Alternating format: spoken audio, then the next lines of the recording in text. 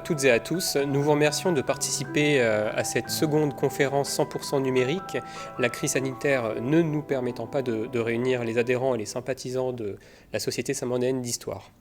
Tout d'abord, je tiens à remercier particulièrement les équipes du Cresco et des affaires culturelles de la ville de Saint-Mandé de nous permettre de réaliser cette seconde conférence en captation vidéo 100% numérique. Le conférencier que vous allez voir, Marc Durand, est chargé d'études documentaires aux Archives nationales et est spécialiste de la photographie et des premiers temps du cinéma.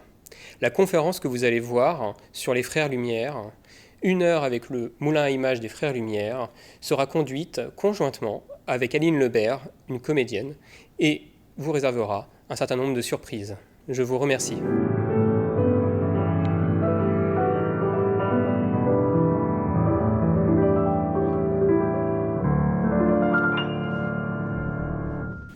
Bonjour Marc, je suis ravie de te voir. Bonjour ma tante Guite. C'est marrant quand même ce moment tous les deux, non? Oui. C'est vrai que je crois que nous ne nous sommes jamais rencontrés en fait.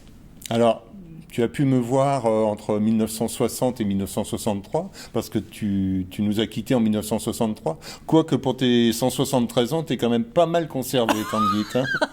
Quel vil flatteur. Oui, c'est vrai, oui. À peine. Eh oui. Et du coup, c'est la magie du cinéma qui fait que l'on se retrouve aujourd'hui. Voilà, la magie du cinéma, de la photographie, de l'histoire de notre famille, c'est ça. De la famille Lumière. Effectivement, pour évoquer notre famille. Voilà. Et effectivement, nous sommes de lointains cousins. Si tu peux situer... Alors, tu es l'épouse d'Auguste Lumière. Donc, tu es la belle-sœur de Louis Lumière et également la belle-sœur de mon arrière-grand-mère, qui était Jeanne Lumière. Donc, tu es ma tante Guite. Et mon Marguerite. bon Marc. Et ton bon Marc. Voilà. Alors, Marc, oui. Si tu nous expliquais un petit peu pourquoi, dans cette famille, on a inventé la photo, le cinéma et tout ça. Alors, on a inventé tout ça parce qu'à l'époque, en 1895, donc, il y avait un grand intérêt pour l'histoire de la photographie et du cinéma et surtout de la conquête de l'image. C'est-à-dire comment a-t-on pu arriver à faire d'une image fixe une image animée. Et Louis Lumière a réussi cette prouesse technique en 1894-1895 grâce à son papa Antoine Lumière. Donc on va voir maintenant, à travers un montage d'images, l'histoire de la conquête de la photographie, du cinéma, de l'image animée, et au travers de cela également, l'histoire de notre famille, tante Guite. Voilà, on y va? On y va. Voilà, on regarde sur l'écran. Donc au XVIIIe siècle, la principale manière de présenter à un public des images, alors que la photographie n'était ni inventée et la cinématographie encore moins inventée, on présentait des images à travers des lanternes magiques. C'est-à-dire c'était des dessins qui étaient projetés à travers un appareil qui était éclairé derrière avec une bougie. Ces dessins étaient eux-mêmes créés grâce à une technique liée à une pierre particulière qui était une pierre dite lithographique. C'est un support qui permet d'être gravé et sur lequel on fait des dessins. Et cette pierre venait beaucoup d'Italie. Au moment du Premier Empire, Napoléon, donc conquête de l'Italie, donc l'acheminement de ces pierres lithographiques vient en France facilement. Donc on a un matériel assez peu coûteux et accessible pour les imprimeurs, puisque les livres étaient à cette époque particulièrement enrichis d'images. Là, en 1815, donc, se tarit cette arrivée de ce matériel qui permet d'illustrer les livres, et avant la photographie. Et, parallèlement, il y a une société qui est créée au début du XIXe siècle, qui est la Société d'encouragement à l'industrie nationale. Cette société a pour principal but de mettre en avant et de favoriser les inventions en France. Un certain Nicéphore Niepce va proposer une technique liée à cette pierre lithographique. Et 10 ans plus tard, en 1827, ce Nicéphore Niepce va inventer un procédé, et c'est la première photographie qui a été prise à Chalon-sur-Saône, il a créé une boîte en bois avec un support en zinc sur lequel il a coulé une émulsion qui est sensible à la lumière. À cette époque, ça ne s'appelle pas encore la photographie, mais ça s'appelle l'héliographie, c'est-à-dire dessiner avec les rayons du soleil, les rayons de lumière. Et donc cette photo s'appelle la vue du Gras. Et elle est prise sur le rebord de la fenêtre de la propriété de Nicéphore, qui s'appelle, cette propriété, c'est le Gras, d'où le nom de la vue du Gras. Parallèlement, là, donc on vient d'inventer la photo en 1827, à cette même période, il y a également des jeux d'optique qui sont liés à un personnage qui s'appelle Joseph Plateau. Alors là, ce sont des disques qui tournent sur eux-mêmes et qui recréent l'illusion à partir d'une de nos particularités humaines, qui est la persistance rétinienne. Quand un objet ou une image se déplace extrêmement rapidement, vous n'avez pas le temps de découper séquentiellement cette image. Et c'est ça qui vous donne l'illusion. La photographie est née du croisement à la fois des sciences et des arts. C'est-à-dire que d'un côté, vous avez des illustrateurs, des imprimeurs, des éditeurs qui veulent absolument trouver un moyen d'illustrer leurs ouvrages. Et parallèlement, vous avez aussi des astronomes comme François Arago ou Édouard Malus, qui sont des astronomes qui, eux, essayent de photographier la Lune.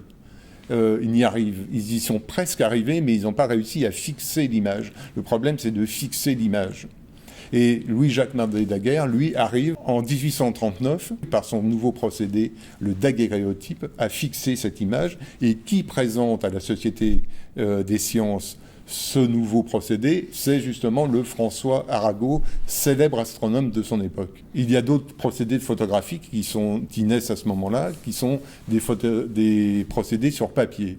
Nous avons vu que nous avions des objets uniques sur métal, mais d'autres, un Français, Hippolyte Bayard, et également et surtout un Anglais, William Fox Talbot, invente un procédé qui est, lui, sur papier. C'est, pour résumer, une sorte de décalcomanie, où on fait un négatif sur du papier, on va poser ce négatif sur une autre feuille de papier qui est sensible à la lumière, et en décollant cette feuille initiale, ce négatif, il va créer donc le négatif positif qui est vraiment un des ancêtres de la photographie. Mais en fait, ce sont des nouvelles technologies qui naissent à ce moment-là. Exactement. On a des procédés qui vont se concurrencer, mais qui vont permettre cette arrivée de la photographie, c'est-à-dire ce truc absolument extraordinaire de ne plus avoir besoin d'un peintre avec toute sa technique et son savoir-faire, pour créer une image en elle-même, même s'il faut un énorme savoir-faire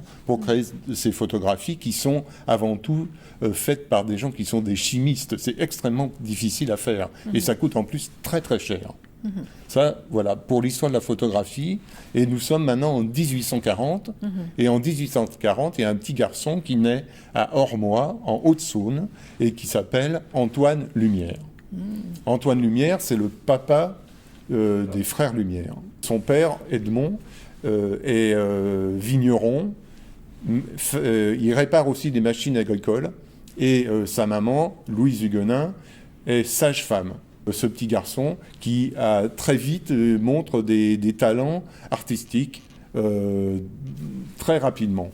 Parallèlement, pour l'histoire de la photographie à nouveau, toujours à cette même époque, Félix Niepce de Saint-Victor, lui, il va créer un type de photographie nouveau, qui est une photographie sur verre.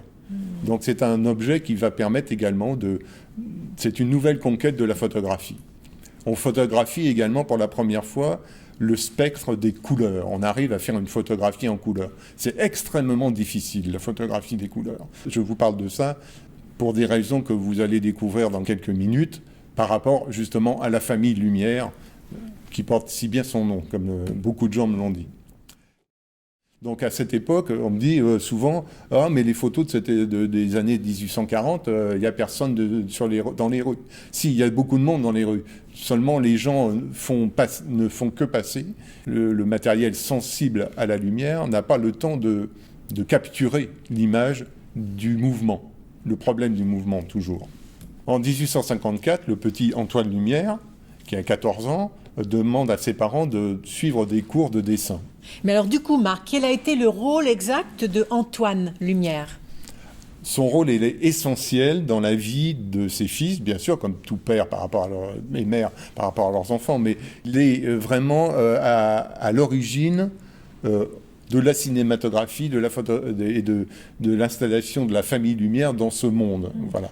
Et tout ça parce que dès son plus jeune âge, il est passionné de dessin et peut-être aussi de photographie. Il y arrive à un drame épouvantable, puisqu'en 1854, il y a une épidémie de choléra absolument terrible à Paris. Et donc Antoine Lumière perd ses parents à 3 mois d'intervalle en 1854. Donc à 15 ans, il est obligé de retourner dans une petite ville à Marcilly-le-Hayer, chez sa sœur aînée, Marie Petit-Renaud.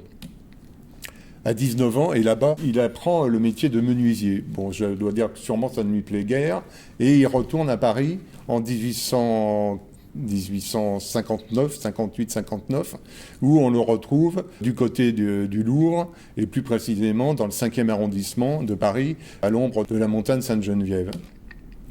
Là, il va apprendre à la fois la peinture, chez un peintre aquarelliste qui s'appelle Auguste Constantin, et également, il va prendre la photographie chez un grand photographe qui s'appelle Louis-Amédée Mantes. Et Louis-Amédée Mantes donne des cours de photographie à des prix exorbitants, 40 francs. C'était absolument énorme, puisqu'un ouvrier, à l'époque, gagne 1 franc 10 par jour.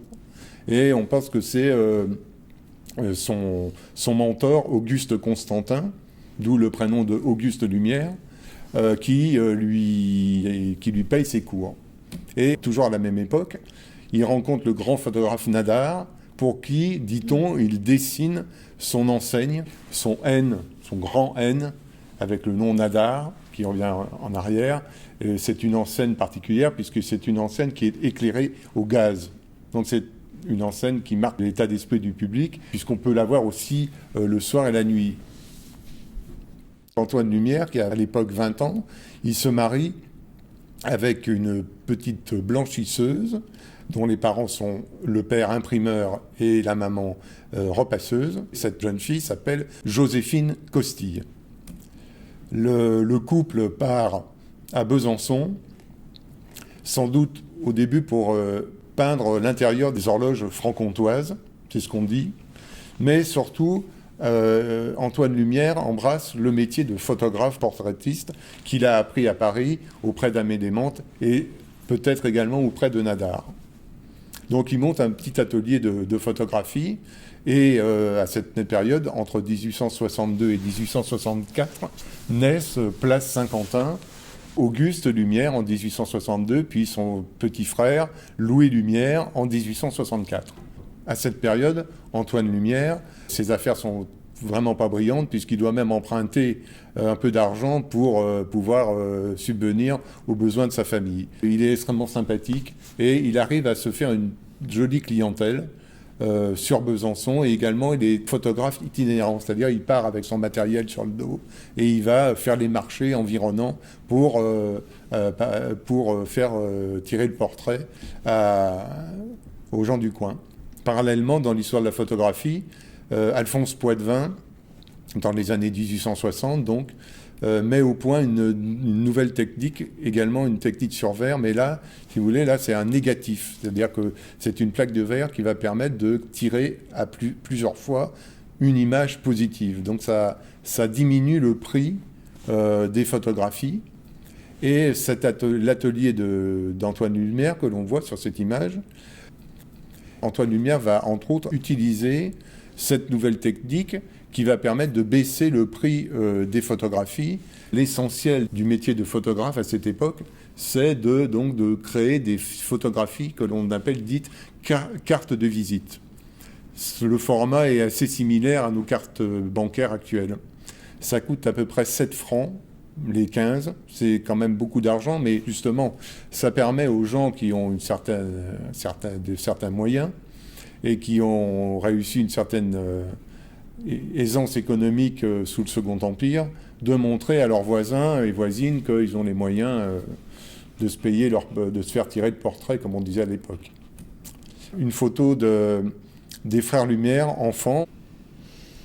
On voit Louis Lumière en bas à gauche de l'écran, Auguste Lumière sur les genoux la tête sur les genoux de sa maman, Auguste Lumière qu'on appelait le petit Broussu. Chose importante également par rapport à la vie d'Antoine Lumière, c'est la franc-maçonnerie. Ah oui, c'est vrai, il était franc-maçon. Il y a un truc vraiment dont je suis certain, c'est qu'on ne serait pas là s'il n'avait pas été franc-maçon.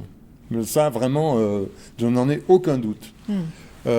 Antoine Lumière donc découvre la franc-maçonnerie, qui est un peu, et même totalement, la mère de nos républiques. Cet état d'esprit, ce mode de pensée va absolument marquer profondément la vie d'Antoine Lumière et également la formation de ses deux enfants. Il disait toujours, Antoine disait, il vaut mieux apprendre les techniques et être très bien armé dans ce domaine que d'apprendre le grec et le latin, ce qui était quand même à l'époque l'essentiel de l'éducation. Donc les frères Lumière commencent, comme là on le voit ici sur cette image, très jeunes à s'intéresser. Vous voyez, on a un livre déjà quand même en main. Voilà, les frères Lumière adolescents, enfin vers 1870, au moment où Louis Ducos du Horon va créer pour la première fois une image en couleur. Il n'y a aucun personnage sur cette photographie parce qu'il est impossible de photographier le mouvement et surtout des gens, à moins de vouloir photographier quelqu'un sur son lit de mort. On ne peut photographier que des choses inertes, donc des paysages, des bouquets de fleurs, mais absolument pas des personnages. En 1870, c'est la guerre de 1870, c'est la naissance de Jeanne Lumière, leur sœur, qui naît également à Besançon, et donc c'est la guerre. Voilà une vue qui n'est pas de Besançon, c'est là une vue qui est prise sur les hauteurs de Montmartre à Paris. Donc c'est la défaite de Sedan, la perte de l'Alsace et d'une partie de la Lorraine, et l'exode de bon nombre de Français de l'Est, d'Alsace, de Lorraine, mais également de la Franche-Comté, donc de Besançon.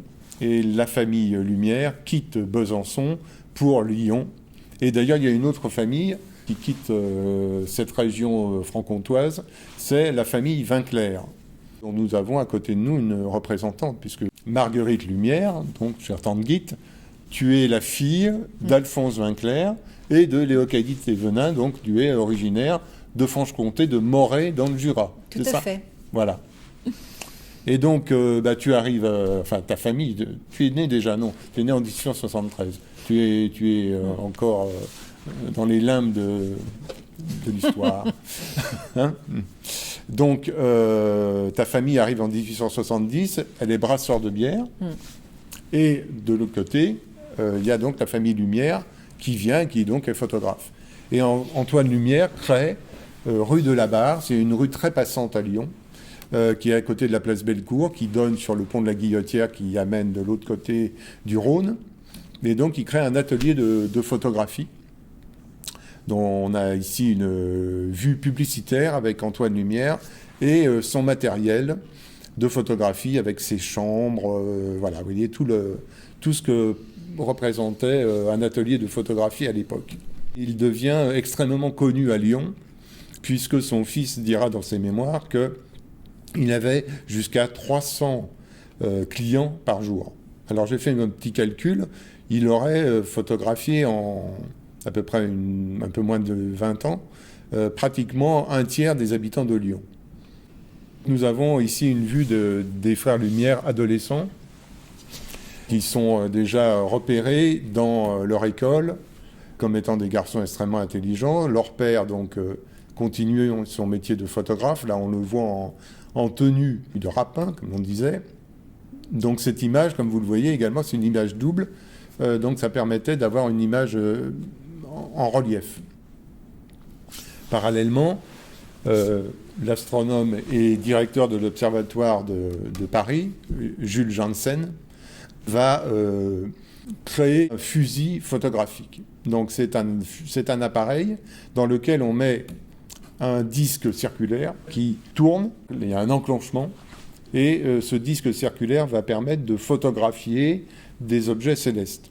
Donc là, vous voyez, c'est un début de photographie, de chronophotographie. C'est quoi ? C'est le découpage, image par image, du mouvement. D'accord ? On a un mouvement et on essaye de comprendre de quoi est fait ce mouvement. En quelque sorte, c'est le négatif, l'image négative du cinéma. Le cinéma, on recompose un mouvement. Là, on le décompose, en quelque sorte. Les Frères Lumière rentrent dans une école à Lyon, l'école de la Martinière. Ils ne vont pas apprendre le latin et le grec, mais ils vont apprendre les techniques. C'est un peu l'équivalent aujourd'hui de Centrale Supélec, par exemple. Voilà quelques vues de l'école de la Martinière. Vous voyez, il y a du matériel, il y a des outils. Ça, c'est une vue dans la cour de l'école. Dès cette époque, les professeurs d'Auguste et de Louis Lumière disent à leurs parents vos deux fils sont des génies. Je ne peux pas trouver un autre terme que ça, Tanguy. Parallèlement, en Amérique, il y a un photographe d'origine britannique qui s'appelle Edward Muybridge, qui va inventer et mettre au point un système particulier. Il va réussir à photographier la course d'un cheval au galop. En fait, ça préfigure complètement l'arrivée du cinéma. Exactement, Tanguy. C'est tout à fait ça. C'est le grand-père du cinéma, en quelque sorte, ce truc. Il a aligné une vingtaine d'appareils photographiques reliés avec un cordon. Donc le cheval court, coupe la ficelle, ça déclenche l'image, et après il a mis les images les unes après les autres. Toujours dans la conquête de l'image, il y a un Belge qui s'appelle Montkoven, qui lui va alors inventer quelque chose d'extrêmement important, c'est la plaque au gélatino-bromure d'argent.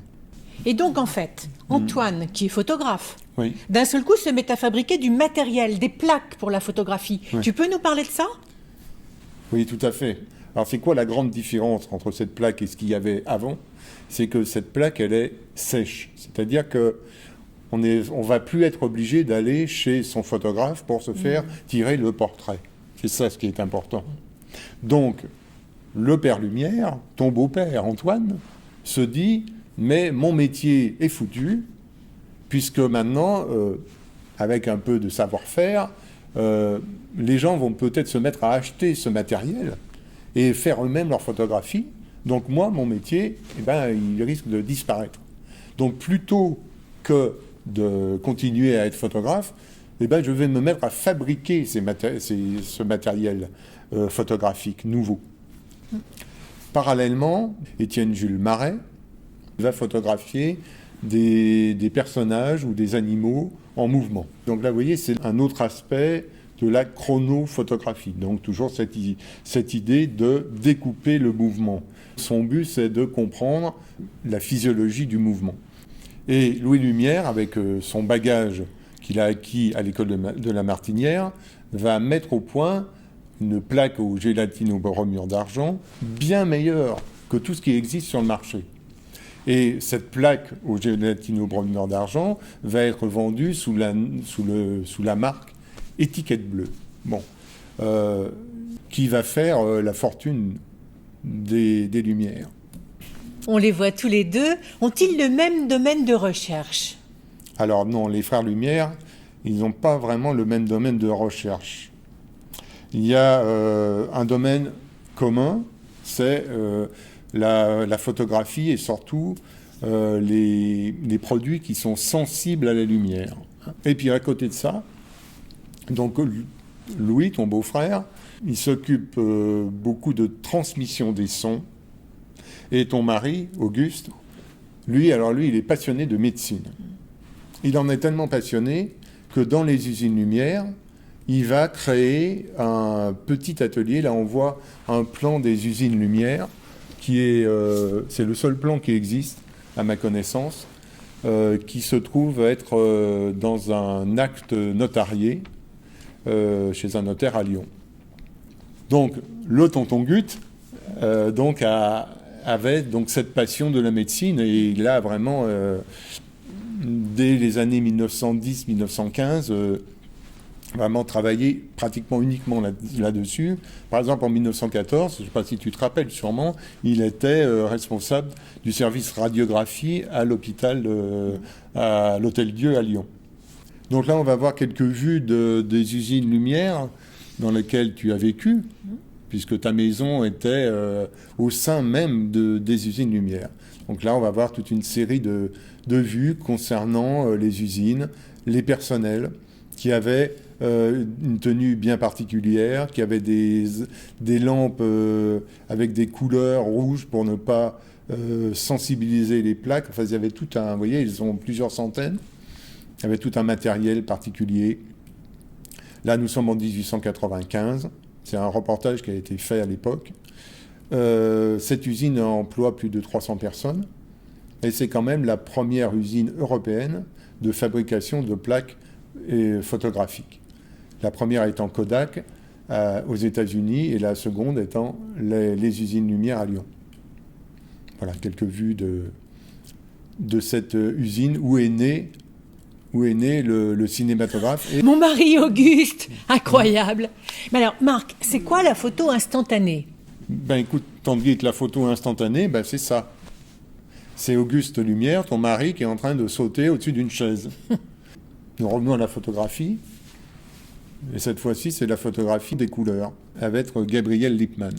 Comme vous le voyez sur cette image, il faut 3 couleurs qui permettent de recréer toutes les couleurs. On fait 4 photos différentes pour n'en créer qu'une seule. Là, nous voyons l'Américain Thomas Edison. Il invente, en 1894, le kinétoscope. C'est un appareil dans lequel on va voir un personnage bouger pendant, je crois, une dizaine de secondes. C'est-à-dire qu'il n'a pas l'idée de projeter cette image. Antoine Lumière, qui vient de voir cet appareil à Paris, dit « Mes fils vont faire sortir l'image de la boîte ». Et la boîte, on la voit ici, elle est donc pensée par Louis Lumière et fabriquée par un des menuisiers des usines Lumière qui s'appelle Charles Moisson.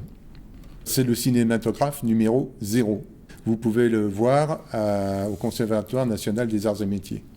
Louis Lumière va commander 400 autres appareils à Jules Carpentier.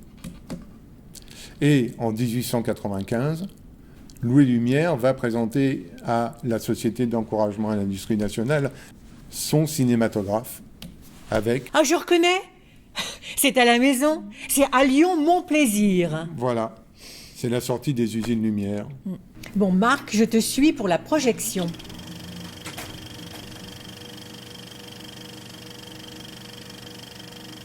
Bon, donc là, nous avons la sortie des usines Lumière. Donc c'est le tout premier film tourné par Louis Lumière, le 19 mars 1895. Et c'est ce qui a lancé l'industrie cinématographique. C'est tourné à Lyon et ce film est entièrement scénarisé. Il ne faut pas croire que Louis Lumière a posé sa caméra devant le portail de la sortie des usines Lumière. Non. Chacun de ces personnages que vous avez vus savait ce qu'il devait faire. Ce ne sont pas des figurants, mais ce sont les ouvriers de l'usine. Exactement.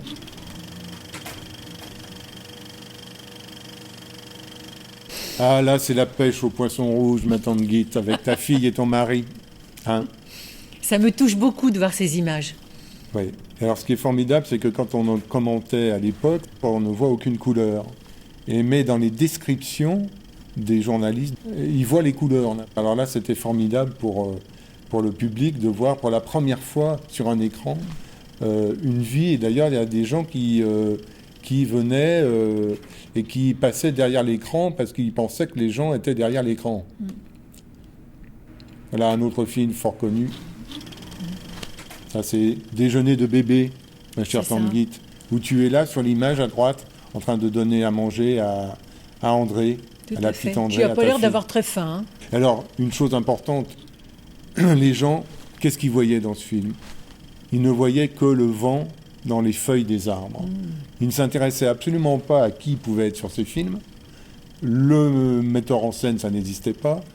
On disait que c'était un film des usines Lumière, mais je n'ai jamais vu dans aucun compte rendu de l'époque dire que ce film avait été tourné par Louis Lumière avec son frère, sa belle-sœur et sa nièce. En réalité, les gens étaient totalement fascinés par le mouvement. Et le cinéma, c'est ça en réalité. Alors là, c'est un autre film justement qui a été extrêmement bien accueilli. C'est La démolition du mur. Voilà, on voit Auguste Lumière qui est à droite, là, qui commande les travaux, si on peut appeler ça des travaux. C'est pris aux usines Lumière. Voilà, les gens sont face à cette image. Donc le mur tombe, la poussière. Donc les gens, qu'est-ce qu'ils voient ? Ils voient cette poussière devant eux. Voilà, ça les fascine. Et puis, normalement, on éteint le cinéma, la lampe qui est derrière, qui éclaire l'appareil, et puis on rembobine le film. Bon. Et puis un jour, il y a un opérateur lumière qui va oublier d'éteindre la lampe, et il va rembobiner le film. Et qu'est-ce qui se passe ? Il se passe ça. C'est-à-dire que on ne peut pas dire que ce soit un trucage, mais tout d'un coup, on va voir un film projeté, mais à l'envers. Donc ça, c'est la démolition du mur et, je ne sais pas comment dire, la remolition du mur. Voilà, le mur se remonte. Le mur se remonte, C'est alors fabuleux. ça a été un délire total dans la salle quand, tout d'un coup, l'opérateur, par erreur, a fait ça la première fois, et ensuite, bien sûr, les fois suivantes, il ne l'a pas fait par erreur. Et donc, aujourd'hui encore, comme vous le voyez, on présente ce film de cette manière. Démolition du mur à l'endroit, à l'envers, ça s'appelle. Voilà un autre film dit de famille. Louis Lumière, il a tourné à peu près 50 films. C'est Enfants au jouet, où on a, sur ce film, ta fille, à droite, ta nièce, Suzanne, qui est la fille de Louis Lumière, ma grand-mère, Madeleine, et mon grand-oncle, Marcel, qui est là en bas en train de taper sur des jouets. Je crois qu'il va taper sur des jouets. Il était ingénieur. Il a commencé tôt sa formation. Et donc ces films, eh bien, ils étaient également présentés au public. Et Louis Lumière, il a essentiellement tourné des films dits de famille. Bizarrement, ta sœur Rose, on la voit très peu sur ces films.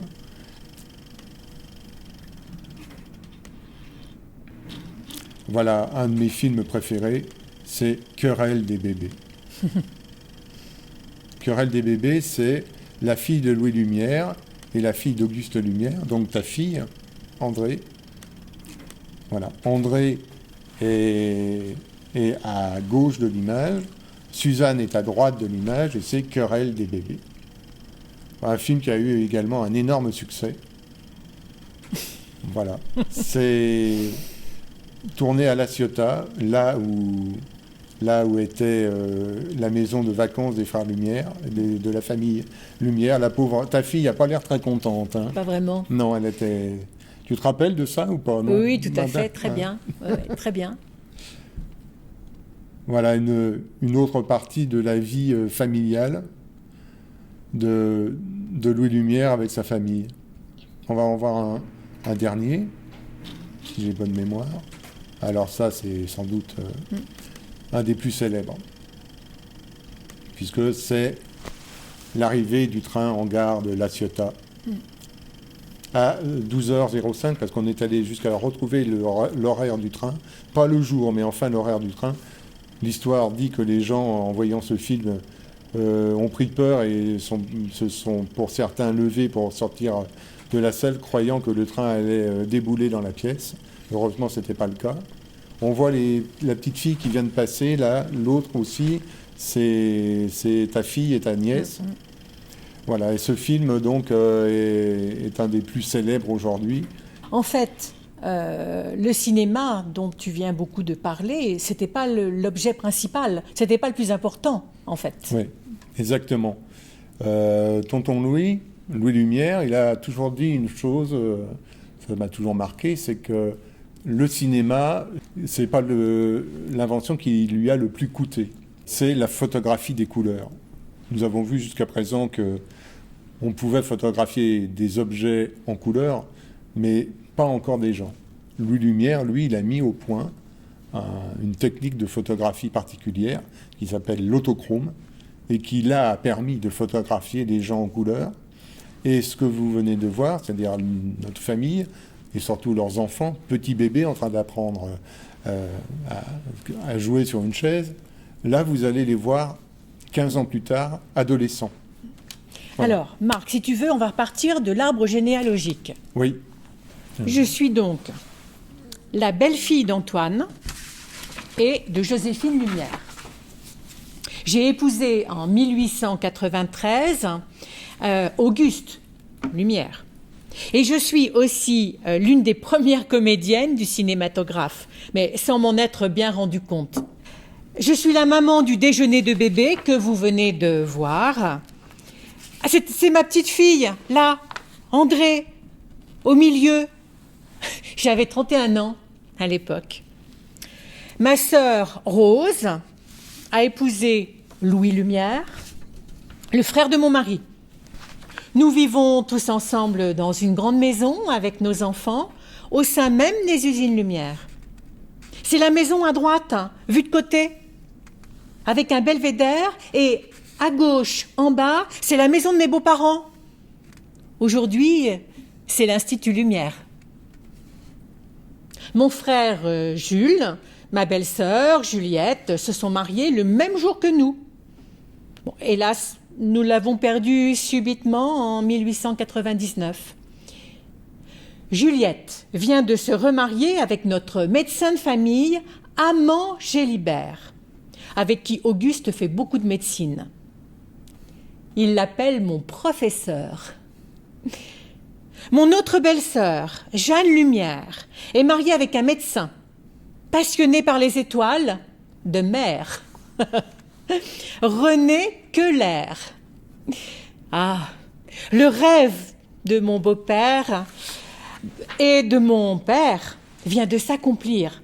Ma toute jeune belle-sœur, France, et mon jeune frère, Charles, viennent de se marier. Comme dit Pépé Lumière, nos gamins n'ont pas à se plaindre, puisqu'à eux six, ils n'ont que 2 belles-mères. Et moi, au fil des années, je suis devenue la figure tutélaire de ma famille. Tout le monde m'appelle Tante Guite, sauf mon fils Henri, qui nous appelle avec Auguste petit père et petite mère. Bon, mais je ne suis pas venue pour vous parler des mariages entre les Lumières, les Vinclair, les Gélibert et les Keller. Je suis venue vous parler de ce qui me semble être la plus belle invention de mon beau-frère. Ce n'est pas son cinématographe, non, non. C'est l'invention qui lui donna le plus de travail.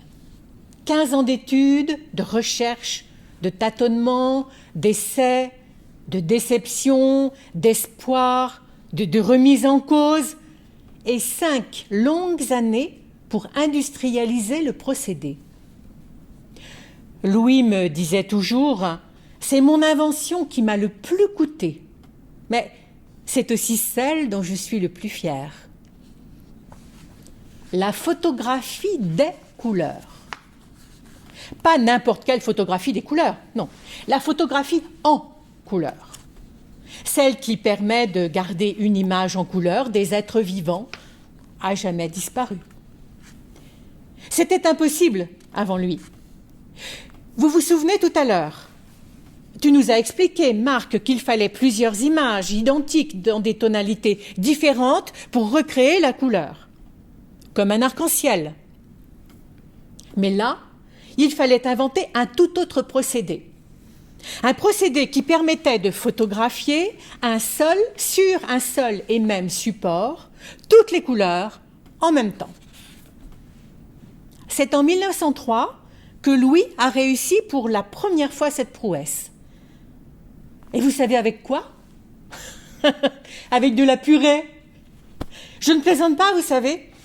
C'est en teintant de minuscules grains de fécule de pommes de terre, un tiers en rouge orangé, un tiers en vert et un tiers en bleu magenta, le reste c'est de la poudre de charbon, que Louis photographia pour la première fois son père en couleur. Bon, d'accord, là, il est un peu vert au milieu de ces particules microscopiques. Bon, j'interviens un peu là parce que c'est un peu compliqué à expliquer cette histoire d'autochrome. Si vous voulez, ce qui est extraordinaire dans cette plaque qui est une plaque en verre, c'est un peu similaire à un écran d'ordinateur. C'est-à-dire que, vous savez qu'un écran d'ordinateur, ce sont des pixels qui sont excités par des électrons. Et ça donne donc l'image d'un ordinateur, d'un téléviseur. La plaque autochrome, on remplace les pixels par ces minuscules grains de fécule de pommes de terre, qui sont teintés dans des couleurs différentes, et qui sont, eux, excités, non plus par des électrons, mais par des photons de lumière. Vous voyez ? Je ne sais pas si ça vous parle. Donc, quand on voit au microscope cette plaque autochrome, c'est un peu similaire à un écran d'ordinateur. C'est-à-dire que Louis Lumière, il y a, en 1905, met au point un peu le grand-père d'un écran d'ordinateur. Voilà. En fait, photographier sur un seul et même support, toutes les couleurs, en même temps. Voilà. Les frères Lumière, en fait, avaient réussi un nouveau miracle. Les voici cobayes de leur miracle. Cette plaque de verre, mon mari et mon beau-frère l'ont baptisée autochrome. C'est beau, n'est-ce pas ? C'est toujours la même chose avec les frères Lumière, leurs inventions. Elles ne marchent qu'avec leur nom, Lumière. Le cinéma, les autochromes, ça marche qu'avec de la lumière. Sans lumière, circuler, il n'y a rien à voir. Sans les frères Lumière, le film ou la plaque de verre reste sans vie. Et quand le nom lumière passe à travers la pellicule ou la plaque de verre, le miracle s'accomplit. Et après 20 ans de labeur, ça donne ça.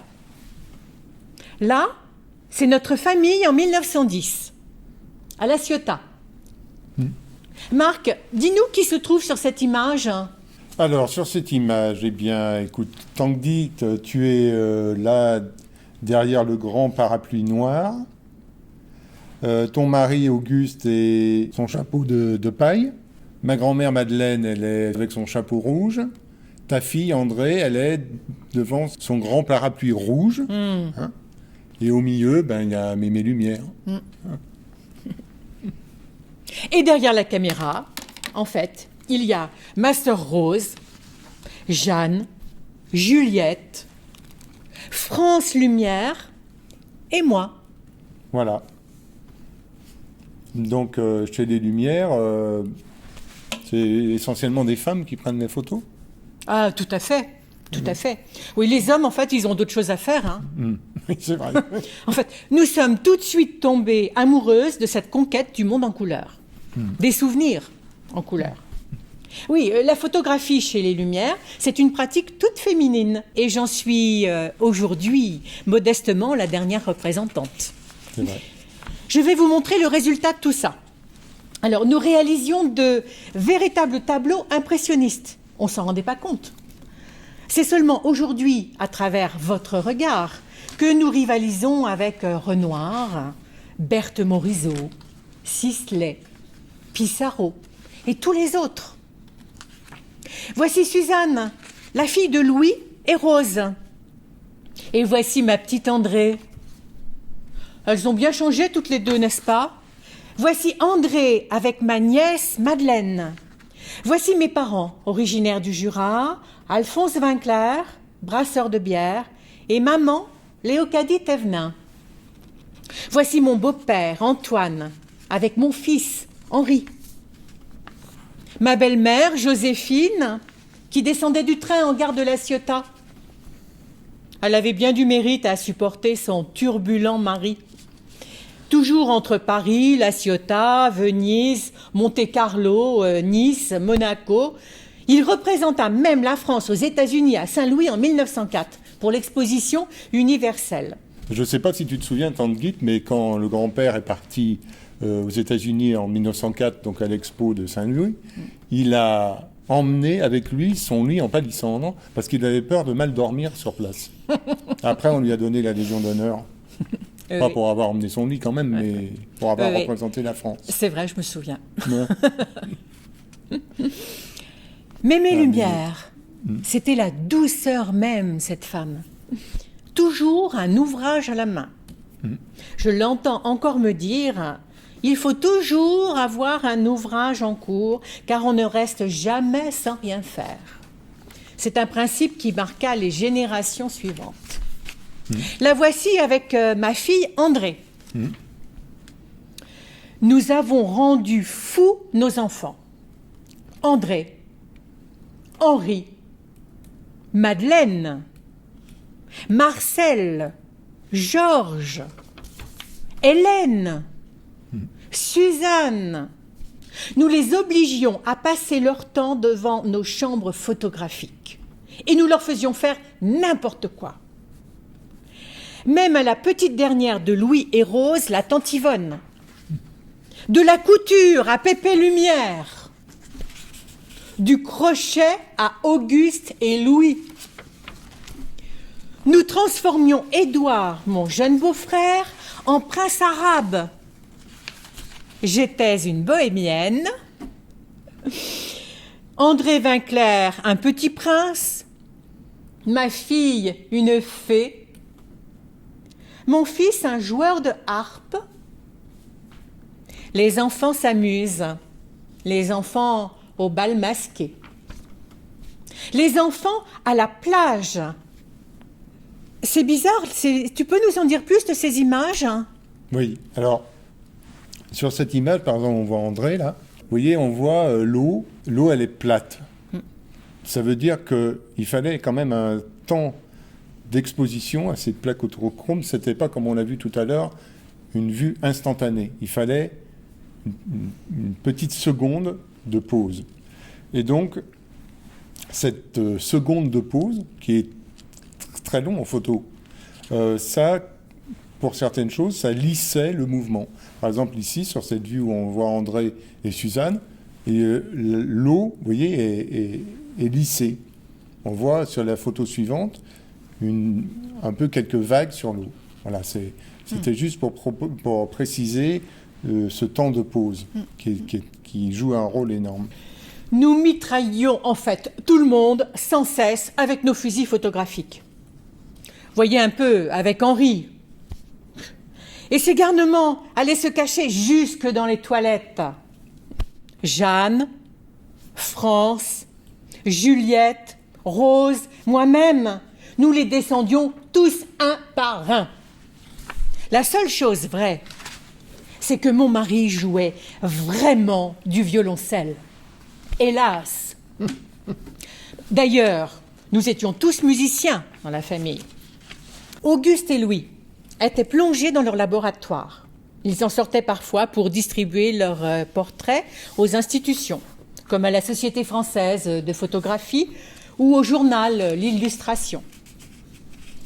Les repas de famille succédèrent aux repas de bébé. On arrêta d'arroser les arroseurs dans les jardins pour y déjeuner.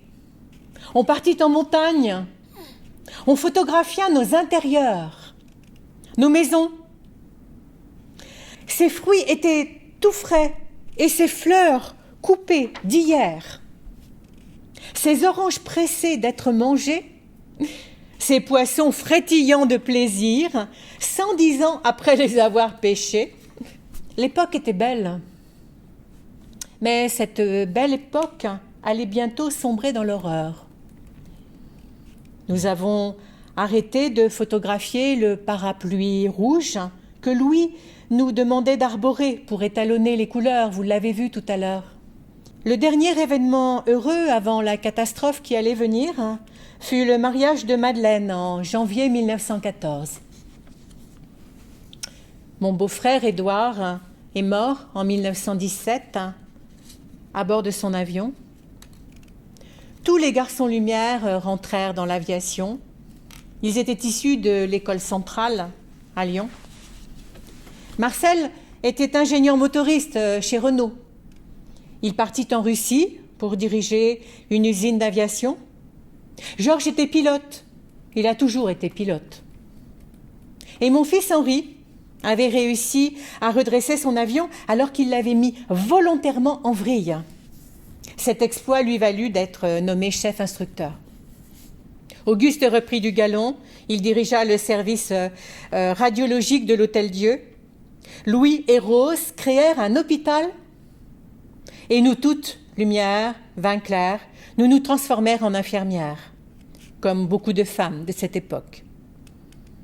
Les plaques autochromes furent abondamment utilisées par les services de l'armée durant la guerre.